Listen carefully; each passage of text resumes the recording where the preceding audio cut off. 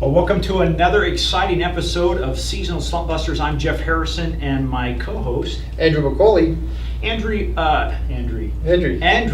I'm a little wound up today. We've got some topics we want to dive into today, a little different BSO, and our whole goal of this show is what, Andrew? Well, the show is designed to help you as a seasonal business come over that hump, basically. So if you are one of those businesses that are going into a seasonal down right now or a seasonal low, or you are in a high and you're about to get your busy time happening, and you want to figure, how do I make the best of the busy time so that my next downtime is not so down? How do we keep up with that? So the idea of the show, Jeff, is to keep people out there engaged and giving them some ideas about what they can do for their business so that they can avoid that real low of lows. Yeah. There's a couple things I want to talk about, and I know I'm in a little rant mood today, okay? So one of the things that for me, Andrew, always seemed to just kind of drive me a little bananas. And for some of you who don't know, my background is in the golf industry, and I want to point out one thing that I keep hearing, and it's the same old rhetoric. And I'm probably going to get an email or two, maybe even a phone call. I got my phone shut off, but it's that make sure during the season you store enough money away from your high season so you can survive the off season. So you're saying go out and spend it as much as you can when you make it? I'm not saying that. But what I am saying is, I think for me, that is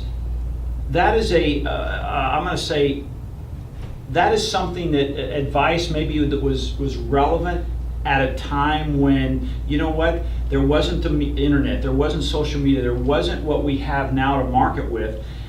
And I think the game and the rules have changed. I mean, look at us. Here we are. It's 110 degrees outside today. I don't know about you, but we are busting our hump. We're busy. Our business is busy. Totally. We are busy, but that's, because I guess we understand that there is no downtime. In fact, we don't even consider there's a downtime. I just know that I know around the day of Christmas is my time when my customers are having a quiet day, which means I can catch up on stuff. So I'm excited about that. But I know that I don't plan for a low in activity, because as far as I'm concerned, we're busy. Now, I admittedly haven't got a seasonal business like a restaurant or something like that, but I think that's part of the mindset too, is, hey, let's attack this and say, we want to be busy, we're going to be busy, what do we need to do to go and be busy when we need to be busy? Yeah, and so that's our goal of the show. It's not to teach you how to save money. Now, first of all, I want to make something very, very clear.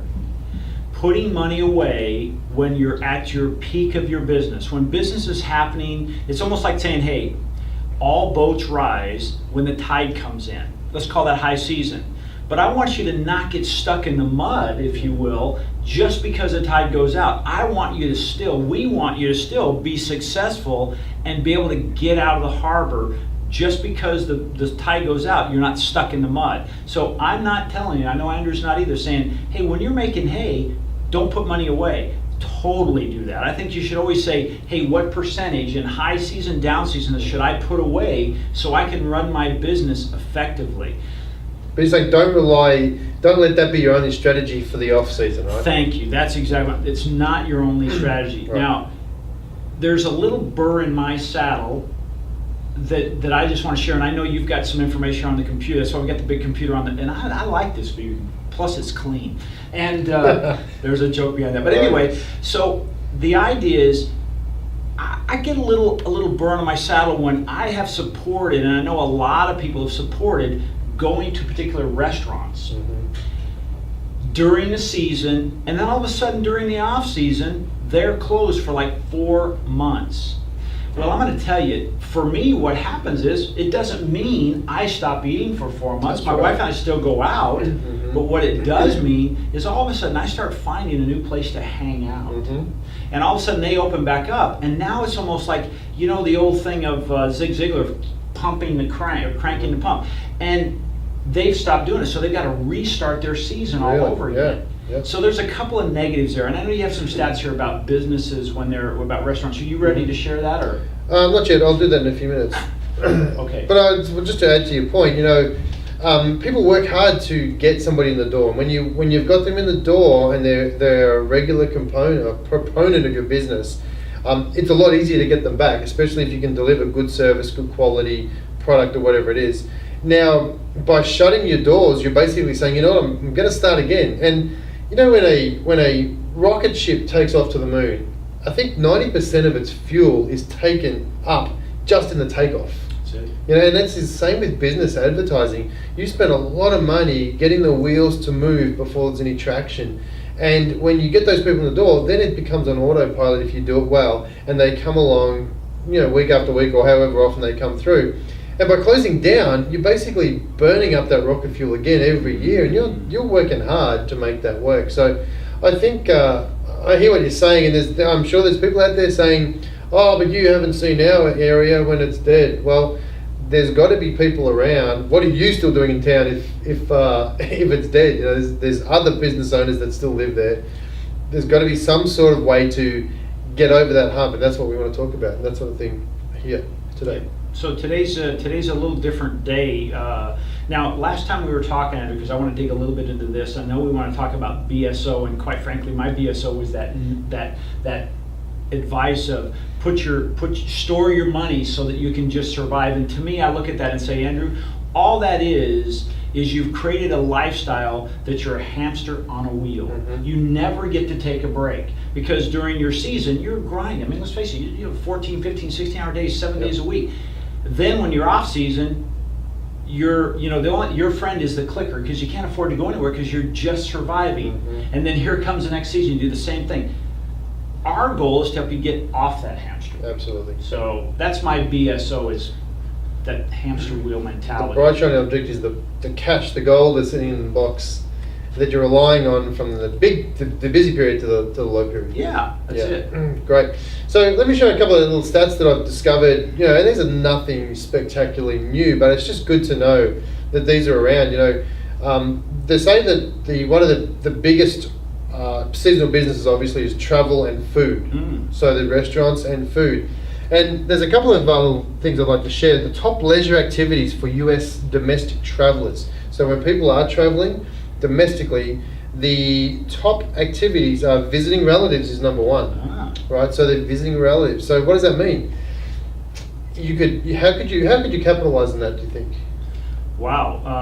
Well, I don't want to steal your thunder. No, don't. You can go for it. I mean, if you're a restaurant, okay, as you said, you can make it relative week, you know, and offer some kind of a program so that now when the relatives come in, which, you know, the mindset is like, okay, now everybody's in town, it's going to be expensive to go to a restaurant, make it worth their while to say, you know, let's go to the restaurant instead of cooking at home, dirtying all the dishes, having all the stuff to deal with. Let's just go out to the restaurant. Great. Number two is shopping. So obviously shopping is the second biggest activity for domestic travelers. Visiting friends. So friends and relatives, so visiting people that they know. So whether it's relative week or bring a friend or a relative week or night or whatever it is, could be something to think about as well.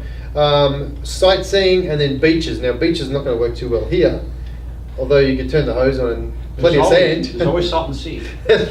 Plenty of sand, but beaches is the other one. So there's some interesting. Now, as far as money goes being spent, this is interesting. What I found was, where do people spend the money when they go traveling? Food services is the number one item, and that came in around about $188 billion. Billion, yeah, with a B. $188 billion. That's a big hamburger. That's a lot of zeros. Public transportation was number two. Really? Public transportation. Okay. So not am I renting a car, but I'm taking public transport, taking bus or trains or trams or shuttles or whatever it is. Okay. Lodging, so Makes accommodation. sense. Okay. Auto transportation, so car hire and taxis and that sort of stuff. I just had something a little pop in my head there. Here it comes. Since lodging is the third largest connection, why wouldn't that lodging company reach out to restaurants that are open and create a joint venture program to tie these two together? Or the other way around, restaurants reach out to lodging and say, hey, you know what, can we put some flyers in? You know, we'll give discounts if you send them up to our restaurant, whatever it is. Maybe the staff get a discount, something like that. So there's certainly lots of ways. And I want to talk about joint ventures in a minute too, because I know you've had some great experience with joint ventures, and I know of other ones that are out there that are really good joint ventures, and maybe some people don't understand what a joint venture is. So let me just finish this. Recreation and amusement is the fifth one, and the final one, 11%, is retail. Oh, okay. Retail is down below recreation and amusement, so I found that interesting. So when people are going traveling, the lowest thing is they're going to go out and spend and shop. Right. Okay. Correct. So now understand that's the lowest out of those six. There's obviously a lot of other pieces of the pie that they spend money on, but retail is around about 11%. So it's just interesting to see where that fits in that whole scheme of things. I like that. That's some really good content, really good factual information. Now, what's the next piece you have in here? All right, so the next piece that I wanted to talk about was tourism-related small businesses are usually looking for a niche, right? So if you're a business in a tourism area or a seasonal area, the one thing that people are looking for is that they're trying to niche down to a type of traveller. So, for instance, businesses that are understanding that they need to be a specific type of business, they'll cater for a type of traveller. Maybe a retiree, or maybe a business person, or maybe sports people. Here we've got a lot of golf here, obviously. So there's a lot of golfers that come into town. So they start targeting people like that. So targeting is a very good way to really dominate a niche. So I think that's a very good point. Can I hitch your wagon to that for a second? Yeah, absolutely. Speaking of golf, as an example, a lot of people think that, hey, as of, let's say like May 1st, that we just kind of shut down the doors. And actually it's our second season. Mm-hmm. We don't even call it the shoulder season, it's just the second season. And here's what happens. We're here about, 120 miles east of LA, right? Mm-hmm. Okay, so those are all coastal cities. Now, typically what happens in that month of June is they get a lot of what they call June bloom. They get a lot of cloud coverage, and it's not very warm. It could be 95 to 100 here. Like right now, we're seasonal, right on the money, in that 105, 107 range. It's perfect. But the cool thing about it is, it attracts those people from over there that said, I can't take another day where it's just gloomy outside. It's depressing. Yeah. Right. And so they'll come over here and they'll take advantage of the hotels. When I was with La Quinta Resort and PGOS, we were jammed for another 6 weeks. We started extending our season longer and longer because those groups of 10, 12 guys would say, hey, let's go over there. And they'll stay and they'll play. So as you talk about that, we said, hey, that's not our niche during season, but we made sure to communicate and keep in touch with them year round, so that when it came to this, that season was already booked out. That's great, and then we talk about that often. Are you collecting? How do you know who your clients are? If you're collecting that information at the point in the high season when they're there in your business, you can connect with them on the off season and let them know, hey, we've got specials. If you're back at home and you want to come back and enjoy some of the offerings that we have, here it is. Keep in front of those people the whole time. Let me have a look at some other couple of things. A specific market. So you may be looking at a specific market, like a budget market or a luxury market. When there's golf courses here that cater for luxury people, there's golf courses that cater for public. I'm not going to say poor market, but the public market where it's open to anybody. So that's just golf. There's restaurants here. There's fine dining restaurants. There's low-end cafes that cater to all sorts of people. So what is your market? A destination. So is it a theme park, national park? Is it a desert? You've got specific attractions that you can actually tag on so that you can market to those people as well. Like I wonder this time of year, we're blessed with the fact that we have a place called Joshua Tree National Park. Okay, it's one of the best and well-known parks in the world. And I'm just wondering, if you were in a tourism, I'm thinking like there's a company called, I think it's called Desert Adventures. I may already do this, I don't think so. Or the Red Jeeps. If they did let's say night tours, and they accompanied that, and let's say they went out and they said, hey, you know what, we're going to attract these kind of people. It's at night where it's cooler. Because quite frankly, when it's 95 or it's 100, but it's not light outside, it's very comfortable, as you know. Yeah, absolutely. But now at the end of that trail, all of a sudden they have these telescopes set up with experts, and now you're viewing the night sky. Now, if you've not ever experienced that, it is, I think the word nowadays is epic. It's just amazing. It's something that you'll never forget, because the light in the sky is so vibrant instead of the light from the ground going to the sky. So that's just one example of how you can say, hey, let's repurpose this and do this year round. I noticed. I know a couple of companies. I was in South Africa in the safaris in South Africa, and they did the same thing. They did a night tour. Now that was a little scary actually, because you're in this Jeep and all you see is a pair of eyes, and you don't know how big that body is attached to those eyes. But they did a night tour as an optional one, and they all said you've got to go and do the night tour because it's different than what you're ever expecting. And then in Australia, in the middle of the desert in Australia, there's Ayers Rock, the biggest rock in the world, and they do they do the world's longest day tour. It starts at 4 in the morning, and it finishes about 2 a.m. because it's a long travel. It's a big rock. But you get there for sunrise. So you start at 4, you get there for sunrise, they do a nice breakfast in the morning, beautiful scenery, and then you come back around and watch it at sunset. Oh, wow. And it's a different looking rock altogether. But as part of what they do is the overnight, it's almost like an overnight tour without staying in accommodation anywhere. Wow. And you're on a bus and you fall asleep during the day and stuff. But it's a beautiful tour. But they know that during the day, the desert sun, it's as hot as it is here. And you don't want to be climbing rocks at that temperature. So they make sure there's other activities during the day that cater for that temperature. So it's a good way to use both ends of the cool part of the day to really make it work. So I love it. Just thought I'd tack that on. And then the last one I was going to talk about was special interests. Is there religious travel or hobbyists? You know, there's certain things like, as you said, the Joshua Tree, that sort of stuff. That was national park, but there may be other things like churches or specific buildings that people come along to travel to. You know, there's a place out here where they look at, I can't remember what it's called now. They look at the stars. It's got this magnetic field close by. Anyway, people come from all over the world. Megatron, Integratron it's called. Integratron. It's up the hill somewhere. But people come from all over the world to come and see that sort of thing. So is it something like that you can use to really start tacking onto it? I love that. See, now that's really out of the box thinking. That could, I don't care what kind of business you are, if you have something like that and you connect to them, you can use that in your marketing piece, can't you? Totally, yeah, absolutely. Yeah. So I want to touch on JVs, joint ventures, because you were saying just before we went on air that you've had a bit of experience with how to use other businesses to piggyback onto your business. So you're using their customer base and they're using your customer base, so to speak. So do you want to give us a rundown of what that means? Yeah, what that really means when you do a joint venture, as I see it, is this, is you're saying, hey, you know what, I have a product or service that you don't offer, but you're my ideal client, okay, or your customers are my ideal client, but I'm not competing against you.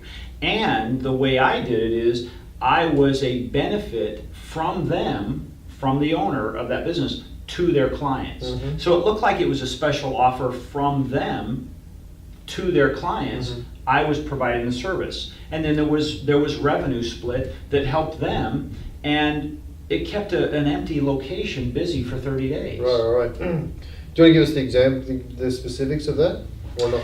No, I'll give that.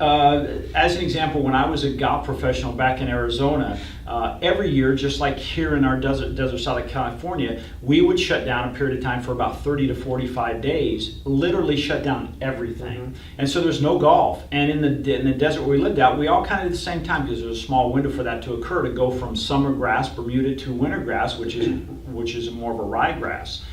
And so I'm looking and said, I'm a young golf professional. I have to make money. I can't go for 30 days without making some money. So I sought out this location that was they would normally do yoga in it, but it was surrounded by mirrors, and it was those heavy pads on the ground. And I thought, what I'm going to do is I'm going to do a brand new women's only golf clinic. And we met indoors, totally indoors. So we didn't have to worry about any weather. I could do it any hour of the day I wanted to. And I got like 30 ladies signed up. We did it twice a week for 30 days.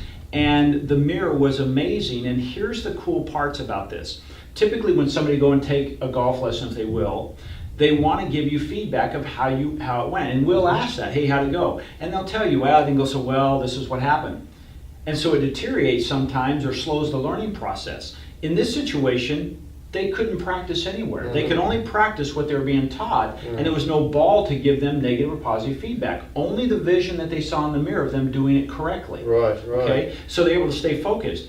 Well, in that 30-day period, I actually made more money working less in a great environment, even after splitting revenues, than I did in a normal Really? position there. It's amazing. That was when everything else was shut down. So when I hear people say, well, I can't, there's nobody here, hey, there are plenty of people out there. We just have to do what we need to do to attract those people. Yeah, I want to share an example that I've got. I used to be in hospitality, so I was in hospitality for 17 years. I used to run large hotels, and in those large hotels, often we would have a nightclub. So we'd have a big nightclub, big dance floor, that sort of stuff. Now, did we have a nightclub running? Now, admittedly, I was not in a seasonal business, but our week was seasonal. Especially in a nightclub, we don't have a Monday night, Tuesday night, Wednesday night, Thursday night busy night. We have a Friday, and if you're lucky, a Saturday. If you're lucky, you have 2 nights of the week you can use this space. Now, this is every week, right? This is not just half the year, it's every week. And that's 2/7 of the year, basically, that I could use that space. So it's like, well, how do we come around and what do we use that? How can we fill that room or get some use out of it? So we used to have, one night we would have somebody who would have swing dancing classes. So at night time, now we wouldn't get a lot of money and we wouldn't hardly make, it wasn't a big revenue spinner, but it was being used. It was using our room. People from the swing dancing classes would come in, they'd get to know our venue anyway because they'd go and have a meal, they'd go and spend some money elsewhere in the hotel. So we'd have that option of getting them to come in. So one night would be swing dancing. The next night we'd have bingo. Bingo. Right, so we'd turn into a bingo hall. Now, I'd love to turn the lights on the disco balls one night, just to see how the bingo people reacted, but it never happened. But I was able to use that room for something else. Yeah. So we're thinking about utilization of what we've got, and then the third night we would have the state pool championships every week, and they would bring these pool. I used to love this. I used to love watching this room change before your eyes. Wow. So the lights would come in, we'd change the lights. We would put they'd roll in these perfectly leveled slate tables, attach the legs. There'd be 15 to 20 different pool tables, competitions going on at once. Wow.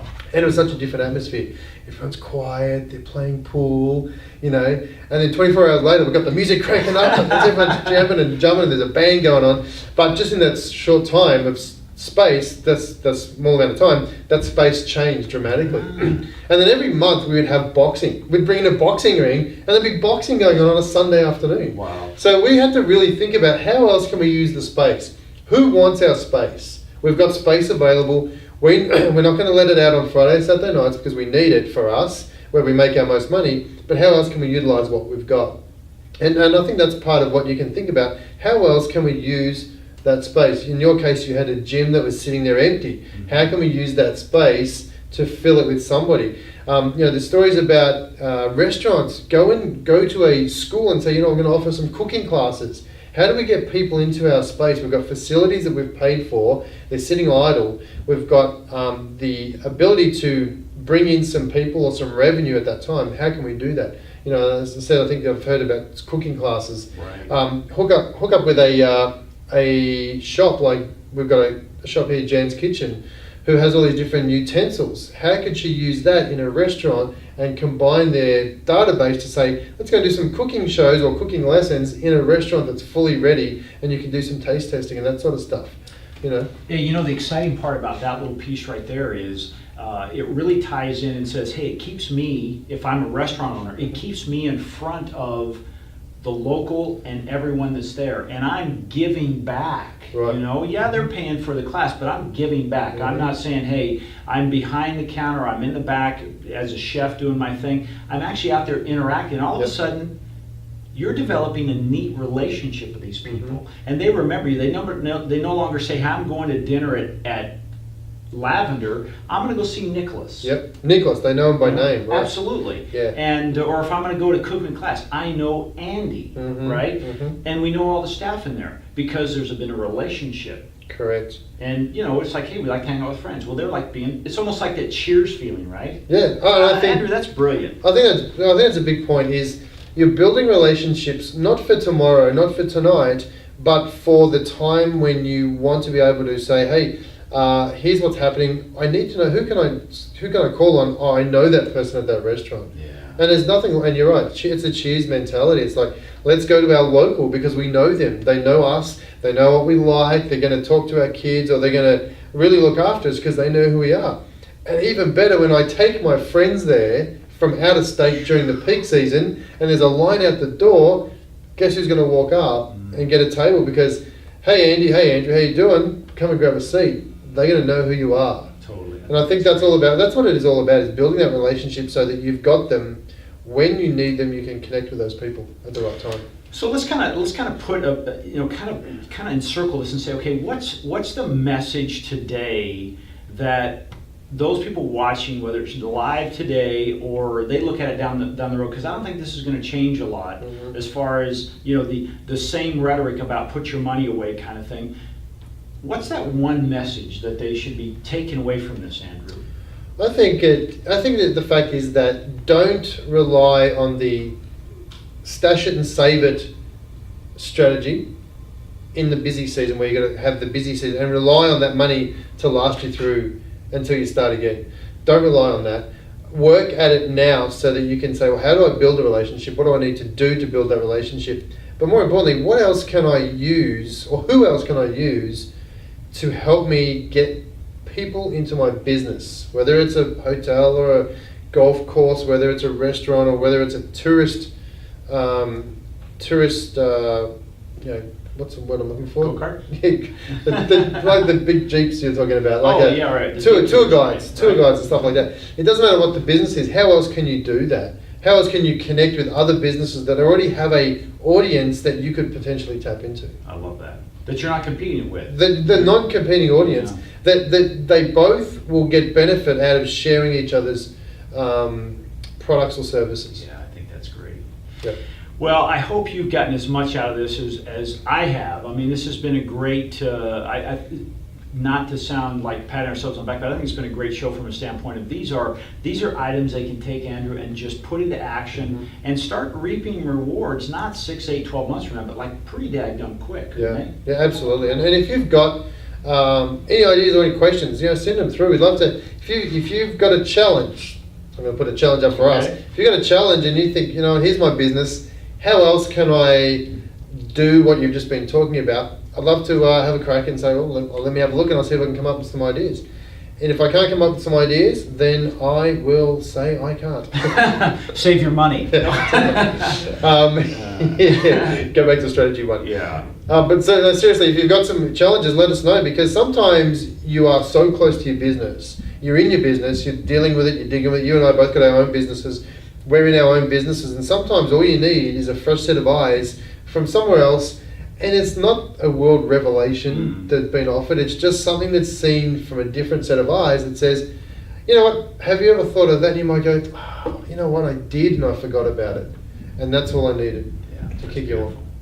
Well, again, thank you so much for joining us. I'm Jeff Harrison with Swing Point Media. Andrew, before they leave, or before we sign off, tell us a little about your business and what kind of services you offer. Sure. So Autopilot Your Business, we're all about building your media empire. This day and age, you have to become the authority in your area.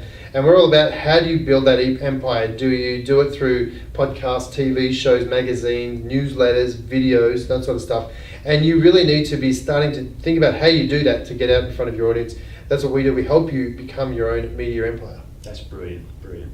And we're with Swing Point Media, and what our focus is, we have a product called My City Business Review, and we specifically help businesses, local businesses, create an online presence by creating a video that not only is out there in a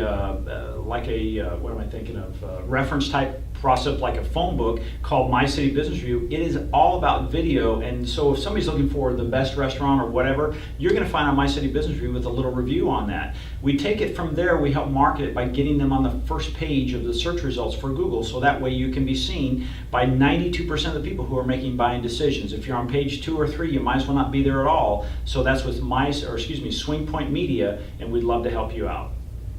Thanks, Jeff. Thanks, Andrew. See you next week.